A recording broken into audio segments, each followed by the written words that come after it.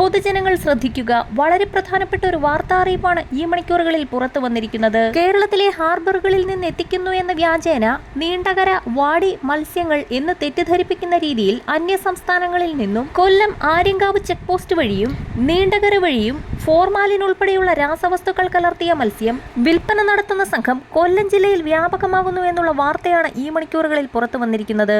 കൊല്ലം ജില്ലയിൽ അതിർത്തി കടന്നെത്തുന്ന പഴകിയ മത്സ്യവിൽപ്പന തകൃതിയായി തുടരുകയാണ്.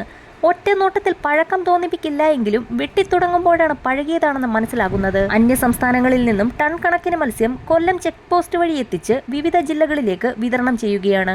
പഴകിയ മത്സ്യം കുറഞ്ഞ തുകയ്ക്ക് ലഭിക്കുന്നതിനാൽ ഇവ വൻതോതിലാണ് സംസ്ഥാനത്തേക്ക് കടത്തുന്നത്.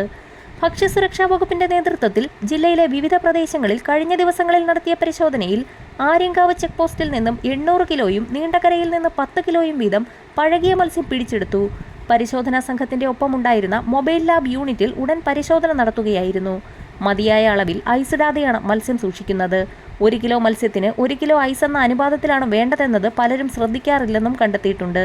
പ്രാദേശിക മാർക്കറ്റുകളിൽ വേണ്ട ശീതീകരണ സംവിധാനങ്ങൾ ഇല്ലാതെയും മതിയായ അളവിൽ ഐസ് ചേർക്കാതെയും മത്സ്യം സൂക്ഷിക്കുന്നത് പരിശോധനയിൽ കണ്ടെത്തിയിട്ടുണ്ട്. ഈ മത്സ്യങ്ങൾ വ്യാപകമായി സംസ്ഥാനത്തുടനീളം വിൽപ്പന തകൃതിയായി നടക്കുന്ന സാഹചര്യത്തിൽ പൊതുജനങ്ങൾ ജാഗ്രത പാലിക്കുക. പച്ചമീനിന് വൃത്താകൃതിയിലുള്ളതും തിളങ്ങുന്നതും തെളിച്ചമുള്ളതുമായ കണ്ണുകളായിരിക്കും. തിളക്കമില്ലാതെ കുഴിഞ്ഞിരിക്കുന്നതും ഇളം നീല നിറമുള്ളതുമായ കണ്ണുകൾ മീൻ പഴകിയതിനെ സൂചിപ്പിക്കുന്നു. മീനിന്റെ ആന്തരികാവയവങ്ങൾ നീക്കം ചെയ്യുമ്പോൾ നട്ടെല്ലിന്റെ ഭാഗത്ത് നിന്ന് വരുന്ന രക്തം നല്ല നിറത്തോടെയുള്ളതാണെങ്കിൽ മീൻ ഫ്രഷ് ആണെന്നർത്ഥം.